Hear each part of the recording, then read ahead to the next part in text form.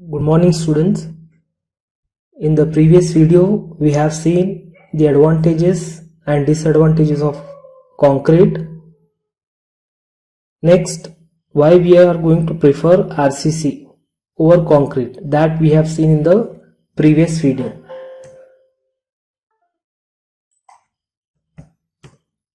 Next, we'll move to the design codes and handbooks which are being used in the design of RCC structural elements. First, let us see why these code books are being used. What is the purpose of using these codes?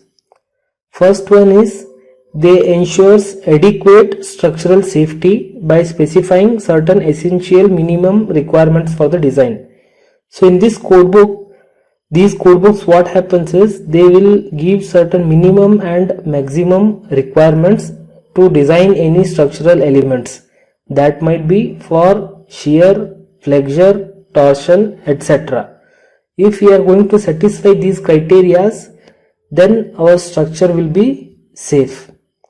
Next is it is going to be helpful to the structural engineers or structural designers because the complicated problems are being simplified, because in the codes they are going to provide certain simple formulas or charts based on which the structural designers they are going to design any structure element. Next is, so as to have uniformity among all the structural designers, these code books are being used.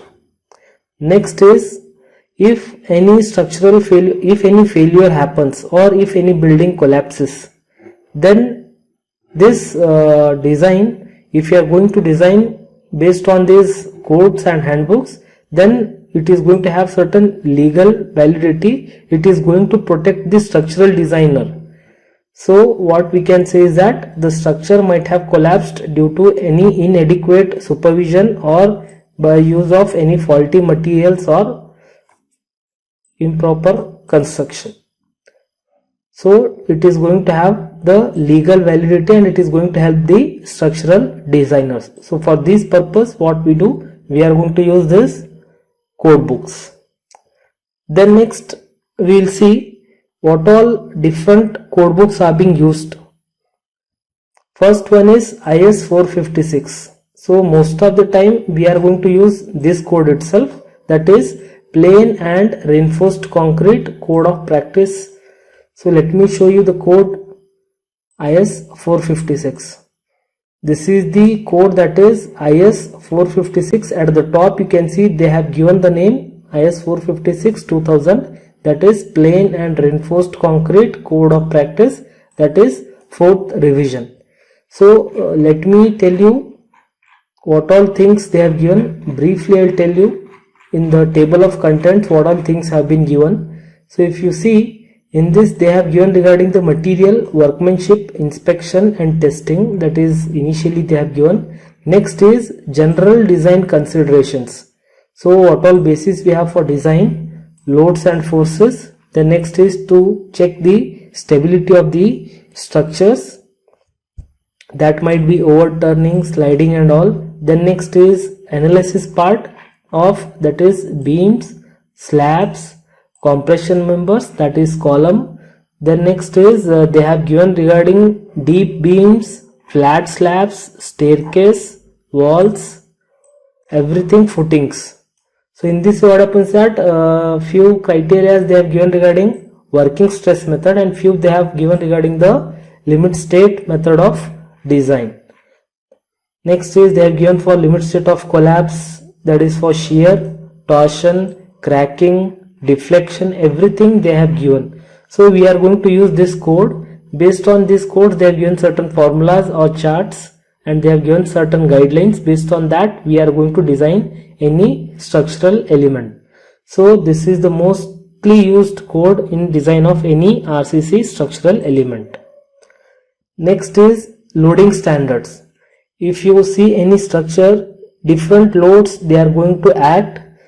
So we are going to follow this IS 875 part 1 to 5. There are 5 parts. In that they have given the different loadings. Based on that, we are going to design any structure. Part 1 is for dead loads, part 2 for live loads or imposed load, part 3 for wind loads, 4 is for snow loads, and 5th one is for special loads and load combinations. So let me show you one code, that is IS 875 part 1.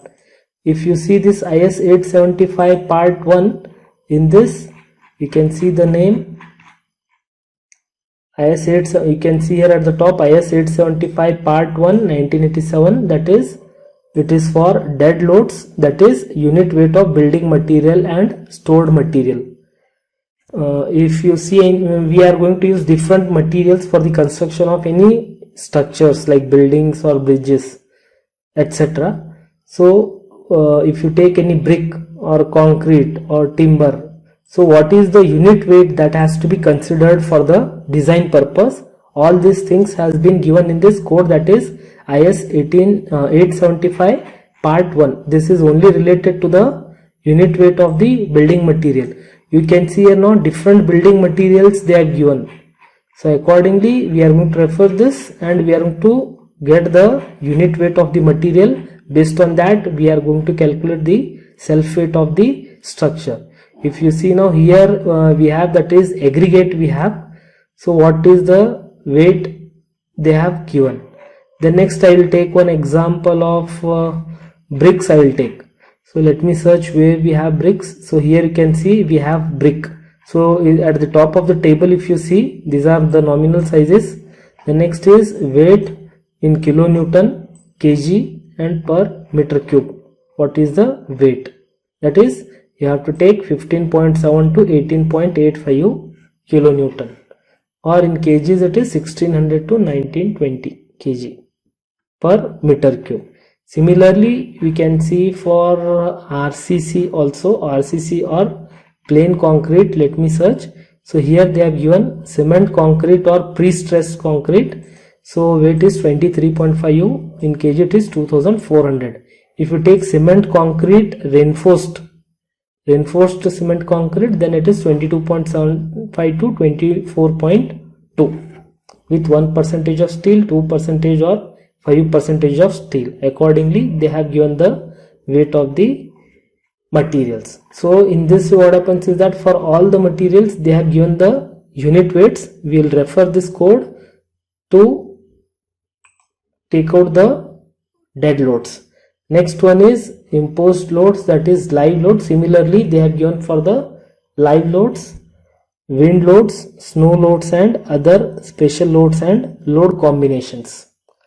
Next one is IS 1893. So if you refer that code, they had written one sentence, that is other than the earthquake load or seismic load, because for the earthquake loads there is another code, that is IS 1893 2016.